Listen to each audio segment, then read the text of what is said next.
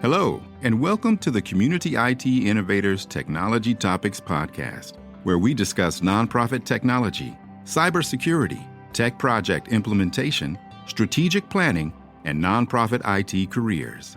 Find us at communityit.com. And feel free to use me as your example. Someone who needs help with technology. Welcome, everyone, to the Community IT Innovators Technology Topics Podcast. I'm Carolyn Woodard, your host, and today we have another seasonal episode, a holiday episode around talking with people in your life who may not be as tech savvy as you are, or maybe more tech savvy than you are. So I'm here with a special guest. Jack, would you like to introduce yourself? I'm Jack Woodard. I am an intern at Community IT, and I am a communication major at the University of Mary Washington. So I called you on to our podcast because I know you have a lot of experience in interacting with people who you have to explain some technology to. I mean, you are a Gen Z, you are tech fluent person, and you are also very, very helpful with your talents and opportunities to help others with technology.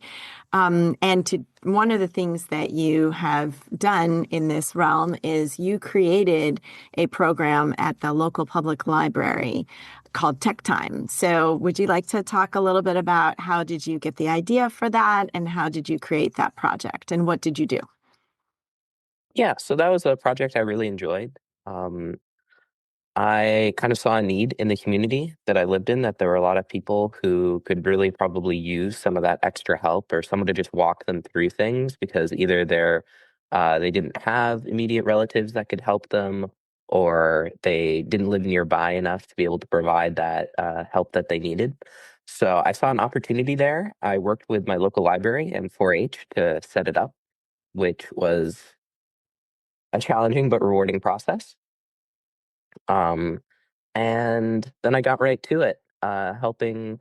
It was mostly targeted towards seniors, but it was really anyone who wanted help with a tech problem could just sign up online or drop in.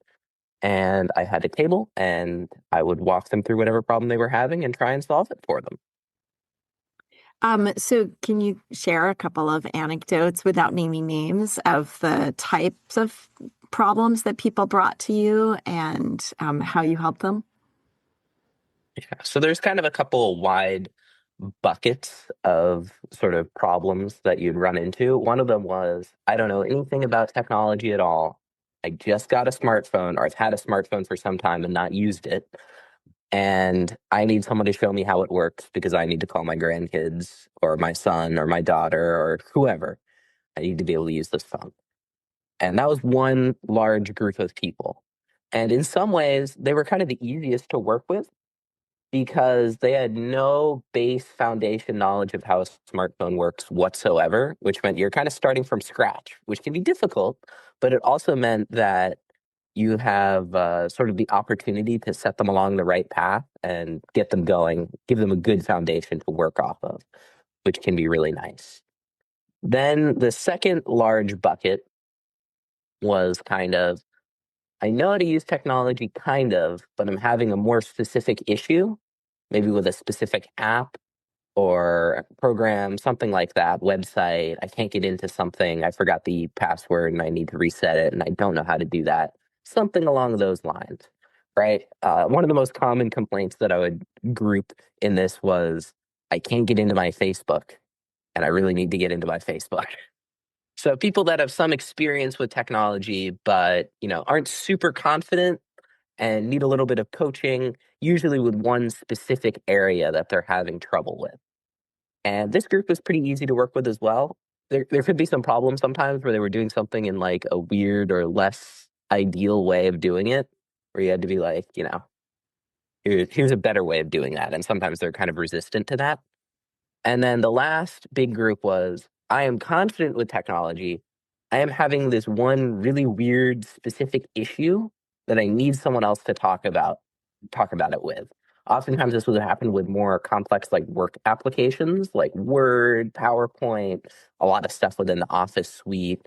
I had someone come in that needed help with a vector mapping application, and I was like a little bit above my mathematical abilities to be able to help you with the actual content, but I can certainly show you around the app. And this group, in many ways, is actually the hardest to work with because they are confident and kind of set in their ways. And so it can be hard because a lot of the times when they struggle with their chosen application, it's because the app has updated and something is different and they have a hard time navigating that change because they built up that confidence, they built up a way of doing it, and now it doesn't work anymore. And that can be really upsetting and challenging for them. Um, and I had a couple people come in. That was probably the least common bucket I handled. Um, but it was rewarding nonetheless to get to help those people so that they could, usually it was keep doing their job, whatever it was. And I should note, um, a lot of, if we're going to put a Venn diagram of people who struggle with tech savviness and people that have eyesight or hearing issues, there's a lot of overlap there. So a big thing I've encountered when trying to help those people is to present whatever you're trying to teach in a way that they can understand and interact with it instead of just, going through super fast, talking fast, maybe not loud enough. Um, and, just assuming people, one thing I had happen that kind of changed my whole worldview in a way was I told someone to hit the save icon. I said, "What's the save icon?" Didn't know what it was. And that kind of changed the way that I was approaching things to, assume less about people and assume they kind of, unless they said otherwise, wouldn't know what I was talking about. And I know for that program, you were very clear on the sign up sheet and all of the marketing, information about it that you couldn't, there were some things that you couldn't do. And I think you said you ran into someone who had a much, much older iPad, was it, or a laptop that really you Mhm. couldn't help them with. They needed to do all the security updates and it wouldn't even take updates anymore. Yeah, I encountered someone who was using I believe it was a Windows 7 Wow. in the year 2024, which Windows 7, good operating system. However, very old. I think that came out in 2007, actually, 2007, 2008. It's as old as I am. Uh-huh. Um, and is no longer receiving updates from Microsoft or really anyone else. And the problems they were having is that they couldn't update their applications and they couldn't access things. And ultimately, the answer was, it can't really help you. It's not a problem with the way you're using it or the problem with what's installed. It's just a age problem with your device, um, which is never a satisfying answer to give people. You really want to be able to help them, but sometimes whatever their problem is an issue that's larger than the both of you, and often requires some other external factor to solve it. So that leads me into my next question was that I said this is a holiday episode and we're moving into the holidays, the year end. A lot of people are going to be together. Maybe they're going to get new devices. Maybe the grandparents are going to get new devices or they're going to be together with a more tech savvy family member. Who could, they have some question they've been wanting to ask them, why can't I see this or why can't I do this or how can you help me with my phone or my iPad? Do you have advice for people if you are like you, the younger person or more tech savvy person who is helping someone like that in your family? What would you tell them to do? I'd say be patient. That's the biggest thing. It can take a little while sometimes. And a lot of the time, you're going to be tempted to just do it yourself. But that's not a good solution, I've found. It's sort of more of a teaching than a doing experience, right? And I think if you treat it like that, both of you will get a lot more out of it. It'll be a lot less frustrating for you, and it'll be a lot less frustrating for them. And ultimately, they will get whatever they will be able to do whatever they need to do themselves, which is usually better than having to call you every time they need to do it. Um, and I think along with that, treat it like you're teaching a class. Encourage them to take notes, walk through the process step by step is a big thing. Like I think I mentioned the save icon. Try and describe things in a way that they will be able to understand. Don't use the slang jargon. You might have heard of calling, the three lines up in the corner that usually represents a menu, like the hamburger. They're not going to know what the hamburger is. You got to sort of approach it in a way that they can understand, give instructions in a way that, they're able to follow. So for instance, instead of saying go to the hamburger, say, go to the three lines in the upper right corner or the three dots or whatever it is. Because that can make it a lot easier. And then also when they're taking notes and they know they're going to need to find something again, but maybe not right away, they're not practicing it a ton, they can write down, go to the three lines in the upper right corner, and they'll know what that is and they'll know where that is. That's another big thing, taking notes, whether you need to take them for them, write out a little, what's the word, like instruction document of here's how you get to where you need to go, or whether they want to do it themselves. I found that can be really helpful, both in my experience dealing with my own relatives and my experience dealing with people through tech time. I find notes were probably the most helpful thing to sort of bridge that gap, because a lot of the times the thing that people have trouble with is not the application that they interact with every day. It's the thing that they only have to use, once a month or once every couple months. And because they don't have that practice, they're not doing it all the time, they forget, how to get where they need to go, how to sign in, how to do whatever. They don't remember how to do that because, it's been so long. And so notes can really help bridge that gap for them, to help them either jog their memory or just be an outright instruction of how to get to where they need to go, how to do what they need to do. One thing that I have noticed that when you interact with people is you'll often ask them, can you see that? Can you see the icon I'm talking about, or the three little buttons? And one thing when people have difficulty seeing is to set their contrast pretty high. Can you talk a little bit about that? Mhm. So I've got a good amount of experience dealing with people that have some form of disability that might interact with how they interact with tech. So my grandmother has severely reduced vision, and I had several people that I worked with through tech time that were either uh, partially deaf or partially blind, and so it made it hard for them to use their technology because they couldn't see things, they couldn't hear things, they couldn't sort of interact with those features that technology is based around. And it's actually worth noting when we're talking about this that the segment of people that have trouble seeing and the segment of people that have trouble hearing there's actually a lot of overlap. So often people will be dealing with both of those challenges at the same time, which can further complicate things. So one of the big things that you can do to help is you can adjust the size of text and the contrast of whatever device they're using, which can be very, very helpful. Usually it will be found in settings under accessibility. There will be a setting to adjust the text size and screen brightness. And those can be some of the best ways to help, because obviously it's easier to see things when they're bigger. Um, and there's a lot of, most devices offer a lot of flexibility with just how much you can adjust that. So you can make the text absolutely huge if that's what you need. You can make it medium. You can just really do whatever you want. I know some devices now are also featuring an outline feature for text. So you can have the text be one color and then have an outline of like a different bright color, which can help it be even easier to see it because it provides even more contrast. The contrast itself can be turned up. A lot of the time, people will have inadvertently, because a lot of devices auto dim your screen to protect the battery. You can, one, turn that off, and two, set their brightness all the way up so that the screen is brighter and that it's easier for them to see it. And those are some of the big tips that I've found to be helpful.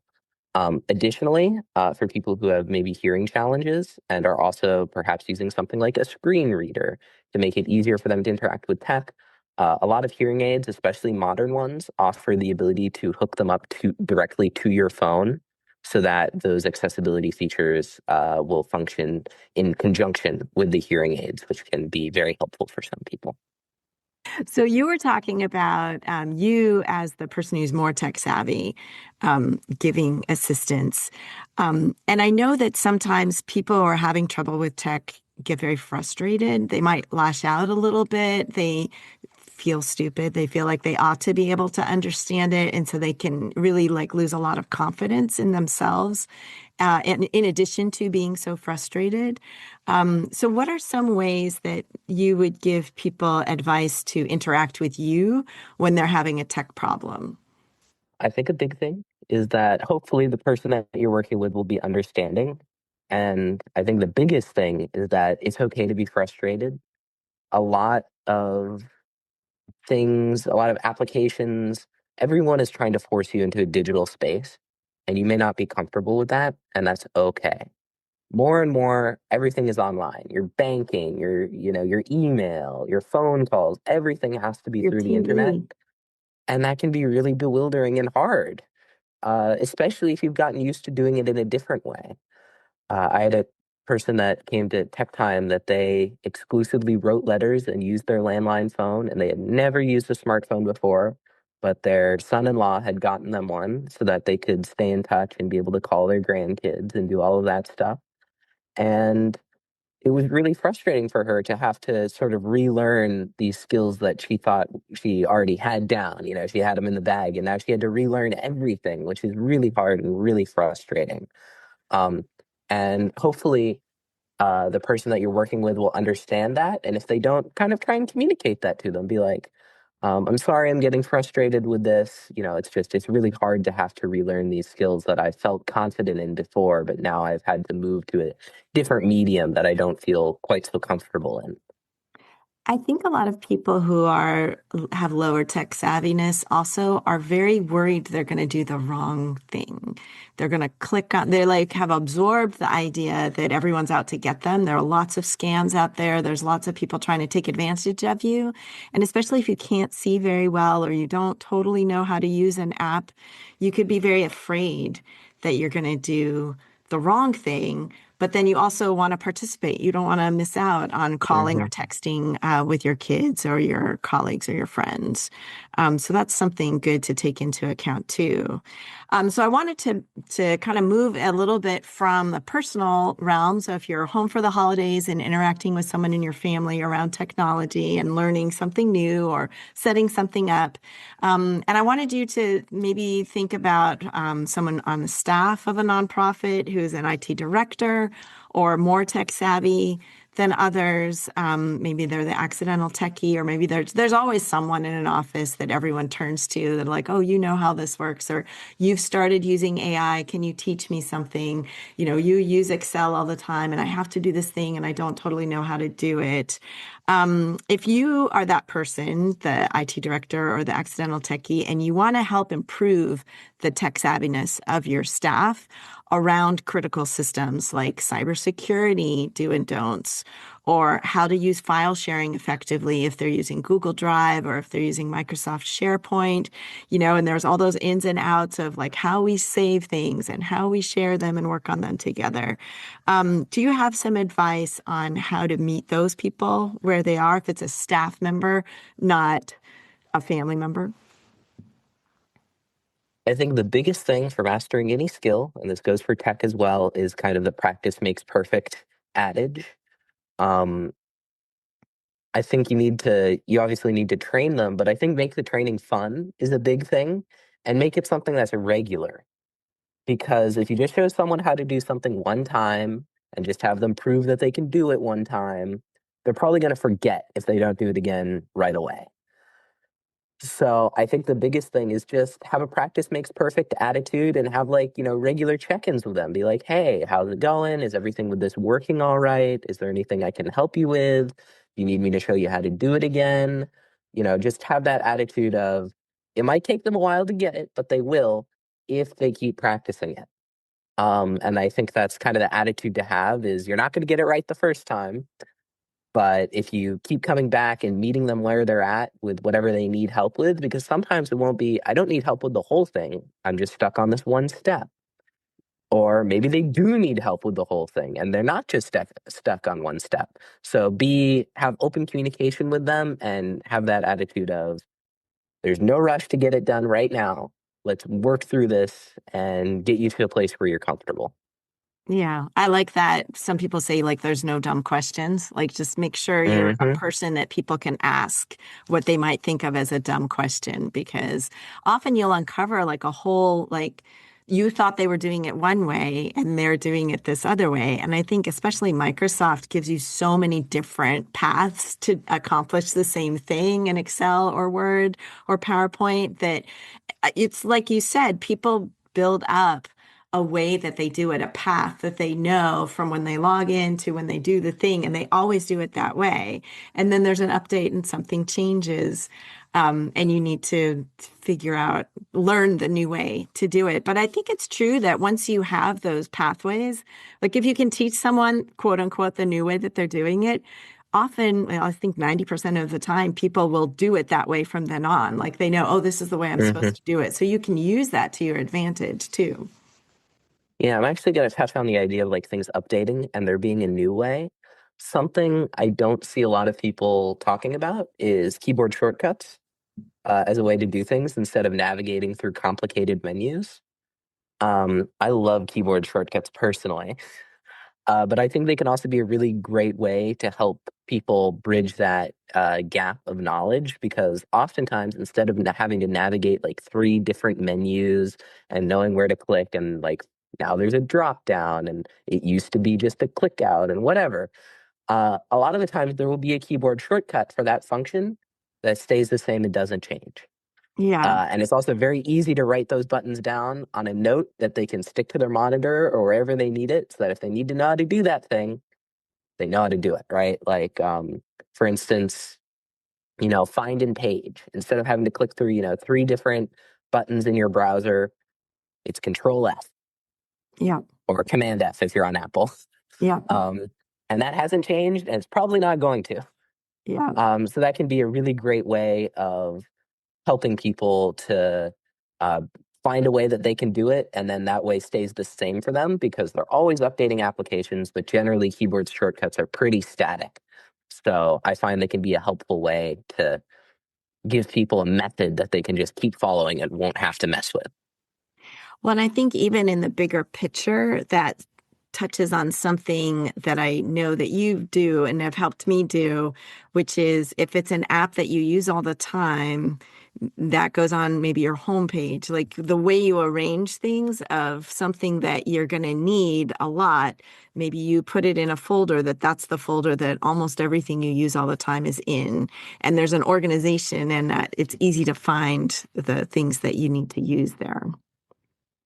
Yeah, definitely. I think organization is a big thing because it can be really helpful or it can be really harmful. So I think teaching someone else how to organize, but not doing it for them is a big thing because everyone will have a different way that they will find things, obvious, right? I have everything on my desktop in one folder, which then branches out into three folders, which then each have their own folders. And I find that is a reasonable way of finding things. For some people, that's not true. That won't work for them.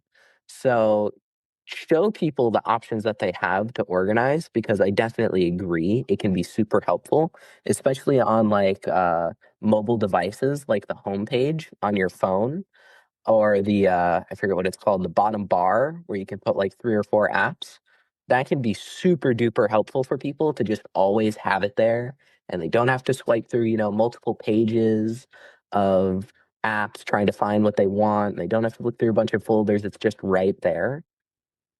I know it was one thing that was super helpful with my grandmother was when we set up her new iPad, we set it up so that she had a couple essential apps on that home bar at the bottom so that she could always find them because she was having trouble. She had a lot of apps. She had to swipe through and find each of them. And it was hard for her, especially because she couldn't see very well, which made it difficult to differentiate between the different app icons. But just having them there in a static place that stays the same and is easily accessible was really big. And that was something similar I encountered across my time doing tech time was that setting people up with a way where they could easily find everything was really, really impactful and beneficial. But that's something that they kind of have to decide for themselves also, how they want to set that up. So a lot of the time it's kind of a show them how to do it and then be there if they need help while they're doing it Yeah. situation. follow their lead on the Yeah. way that's going to make sense to them. Because organization is deeply, deeply personal. Everyone will have a different way that they want to do it. Yeah. Well, Jack, I want to thank you for your time today. I hope the people in the audience are finding some of these tips and advice helpful, both when you are interacting with your family over the holidays and new technology, the tech savvy and the less tech savvy among us.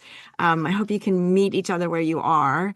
And as you said, Jack, it's people want to participate. They want to be able to use their devices. They have to, in a lot of cases, you have to use them because you have to interact with your bank or your email, Facebook. And so you need to have those updates and having somebody in your life at your office or in your family who's willing to have that patience and see it as a teaching time together, that you can do something together, I think is really something to be mindful of and think about when you go into the holidays. So thank you so much for helping us work together to use technology better.